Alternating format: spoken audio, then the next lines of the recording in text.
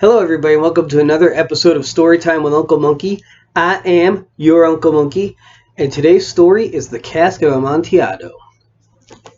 The 1,000 injuries of Fortunato I had borne as best I could. When he ventured upon insult, I vowed revenge. You, who so well know the nature of my soul, will not suppose, however, that I gave utterance to a threat. At length I would be avenged. This was a point definitely settled, but the very definitiveness with which it was resolved precluded the idea of risk. I must not only punish, but punish with impunity. A wrong is unredressed when retribution overtakes its redresser. It is equally unredressed when the avenger fails to make himself felt as such to him who has done the wrong. It must be understood that neither by word nor deed had I given Fortunato cause to doubt my goodwill. I continued, as was my wont, to smile in his face, and he did not perceive that my smile now was at the thought of his immolation. He had a weak point, this Fortunato, although in other regards he was a man to be respected and even feared. He prided himself on his connoisseurship in wine. Few Italians have the true virtuoso spirit. For the most part, their enthusiasm is adopted to suit the time and opportunity, to practice imposture upon the British and Austrian millionaires. In painting and gemmery, Fortunato, like his countrymen, was a quack, but in the matter of old wines he was sincere. In this respect I did not differ from him materially. I was skillful with the Italian vintages myself, and bought largely whenever I could. It was about dusk, one evening during the supreme madness of the carnival season, that I encountered my friend. He accosted me with excessive warmth, for he had been drinking much. The man wore motley. He had on a tight-fitting party-striped dress, and his head was surmounted by the conical cap and bells. I was so pleased to see him that I thought I should never have done with wringing his hand. I said to him, "My dear Fortunato, you are luckily met. How remarkably well you are looking today. But I have received a pipe of what passes for Amontillado, and I have my doubts." "How?" said he. "Amontillado? A pipe? Impossible! And in the middle of the carnival?" "I have my doubts," I replied, "and was silly enough to pay the full Amontillado price without consulting you in the matter. You were not to be found, and I was fearful of losing the bargain." "Amontillado?" "I have my doubts." "Amontillado?" And I must satisfy them. "Amontillado?" "As you were engaged, I am on my way to Lucchesi. If anyone has a critical turn, it is he. He will tell—" "Lucchesi cannot tell Amontillado from sherry." "And yet some fools will have it that his taste is a match for your own. Come, let us go." "Whither?" "To your vaults." "My friend, no. I will not impose upon your good nature.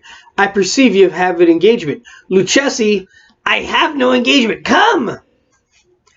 "My friend, no. It is not the engagement, but the severe cold with which I perceive you are afflicted.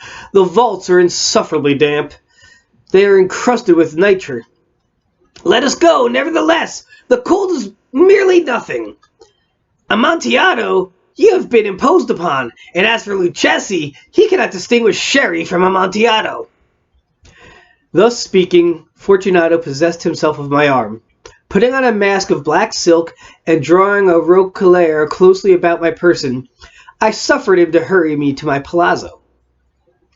There were no attendants at home. They had absconded to make merry in honor of the time. I had told them that I should not return until morning, and had given them explicit orders not to stir from the house. These orders were sufficient, I well knew, to ensure their immediate disappearance, one and all, as soon as my back was turned. I took from their scones 2 flambeaux, and giving one to Fortunato, I bowed him through several suites of rooms to the archway that led into the vaults. I passed down a long and winding staircase, requesting him to be cautious as he followed. We came at length to the foot of the descent, and stood together on the damp ground of the catacombs of the Montresors. The gait of my friend was unsteady, and the bells upon his cap jingled as he strode. "The pipe," said he. "It is farther on," said I, "but observe the white webwork which gleams from these cavern walls." He turned towards me and looked into my eyes with two filmy orbs that distilled the rheum of intoxication. "Nitre?" he asked at length. "Nitre," I replied. "How long have you had that cough?"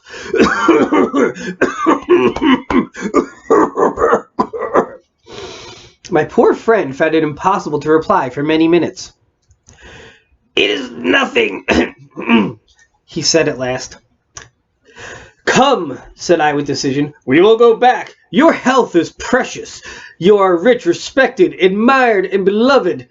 You are happy, as I once was. You are a man to be missed. For me it is no matter. We will go back.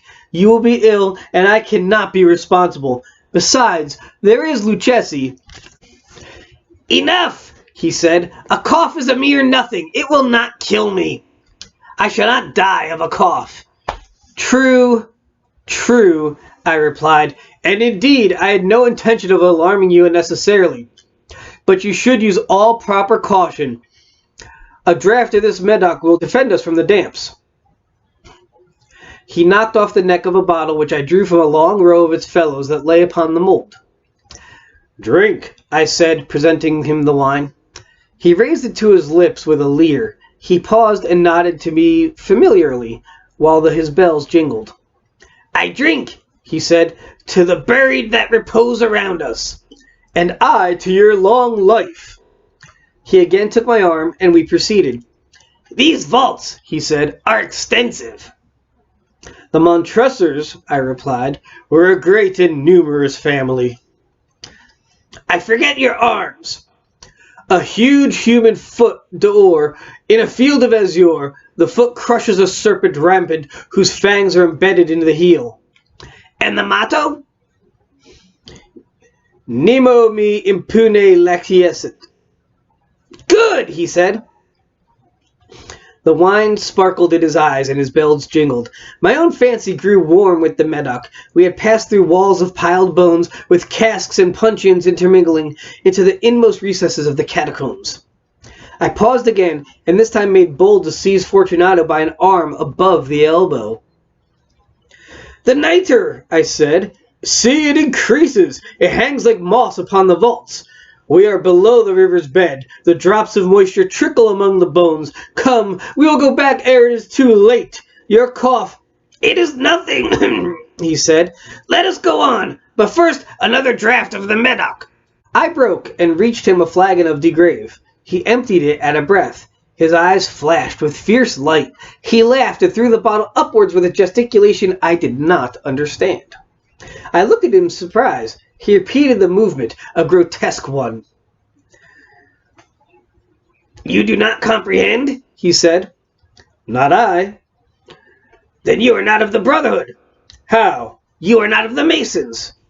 "Yes, yes," I said. "Yes, yes." "You? Impossible! A Mason?" "A Mason," I replied. "A sign," he said. "It is this," I answered, producing a trowel from beneath the folds of my roquelaire. "You jest!" he exclaimed, recoiling a few paces. "But let us proceed to the Amontillado." "Be it so," I said, replacing the tool beneath the cloak, and again offering my arm. He leaned upon it heavily. We continued our route in search of the Amontillado. We passed through a range of low arches, descended, passed on, and descending again, arrived at a deep crypt, in which the foulness of the air caused our flambeaux rather to glow than flame.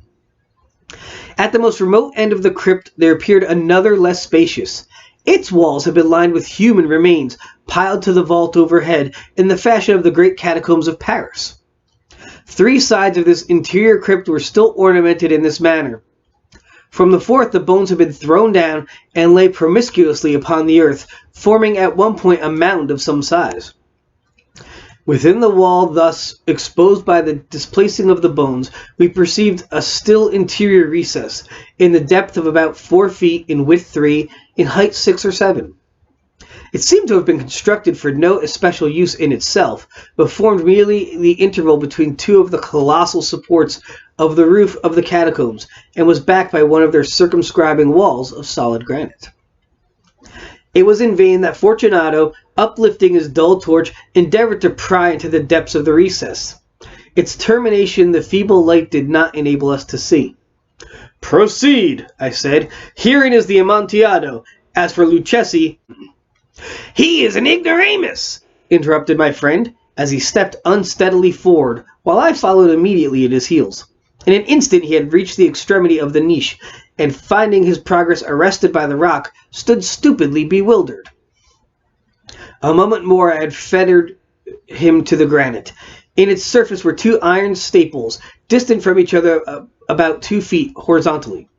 From one of these depended a short chain, from the other a padlock. Throwing the links about his waist, it was but the work of a few seconds to secure it. He was too much astounded to resist. Withdrawing the key, I stepped back from the recess. "Pass your hand," I said, "over the wall. You cannot help but feeling the nitre. Indeed, it is very damp. Once more, let me implore you to return. No? Then I must positively leave you. But I must first render you all the little attentions in my power." "The Amontillado!" ejaculated my friend, not yet recovered from his astonishment. "True," I replied, "the Amontillado." As I said these words, I busied myself among the pile of bones of which I have before spoken. Throwing them aside, I soon uncovered a quantity of building stone and mortar. With these materials, and with the aid of my trowel, I began vigorously to wall up the entrance to the niche. I had scarcely laid the first tier of my masonry when I discovered that the intoxication of Fortunato had in great measure worn off. The earliest indication I had of this was his low moaning cry from the depth of the recess. It was not the cry of a drunken man. There was then a long and obstinate silence. I laid the second tier, and the third, and the fourth, and then I heard the furious vibrations of the chain. The noise lasted for several minutes, during which, that I might hearken to it with the more satisfaction, I ceased my labors and sat down upon the bones. When at last the clanking subsided, I resumed the trowel, and finished without interruption the 5th, the 6th, and the 7th tier. The wall was now nearly upon level with my breast. I again paused, and holding the flambeau over the masonwork, I threw a few feeble rays upon the figure within. A succession of loud and shrill screams, bursting suddenly from the throat of the chained form, seemed to thrust me violently back. For a brief moment I hesitated. I trembled. Unsheathing my rapier, I began to grope with it about the recess, but the thought of an instant reassured me. I placed my hand upon the solid fabric of the catacombs, and felt satisfied. I reapproached the wall. I replied to the yells of him who clamored. I re-echoed. I aided. I surpassed them in volume and in strength. I did this, and the clamor grew still. It was now midnight, and my task was drawing to a close. I had completed the 8th, 9th, and 10th tier. I had finished a portion of the last and the 11th. There remained but a single stone to be fitted and plastered in. I struggled with its weight. I placed it partially in its position. But now there came from out the niche a low laugh that erected the hairs upon my head. It was succeeded by a sad voice, which I had difficulty recognizing as that of the noble Fortunato. The voice said, "Ha ha ha! A very good joke indeed! An excellent jest! We will have many a rich laugh about it at the palazzo over our wine." "The Amontillado," I said. "Yes, the Amontillado. But is it not getting late? Will not they be awaiting us at the palazzo, the Lady Fortunato, and the rest? Let us be gone." "Yes," I said. "Let us be gone." "For the love of God, Montresor!" "Yes," I said. "For the love of God!" But to these words I hearkened in vain for a reply. I grew impatient. I called aloud, "Fortunato!" No answer. I called again, "Fortunato!" No answer still. I thrust a torch through the remaining aperture and let it fall within. There came forth in return only a jingling of the bells. My heart grew sick on account of the dampness of the catacombs. I hastened to make an end of my labor. I forced the last stone into its position. I plastered it up. Against the new masonry, I re-erected the old rampart of bones. For the half a century, no mortal has disturbed them. In pace requiescat. The end.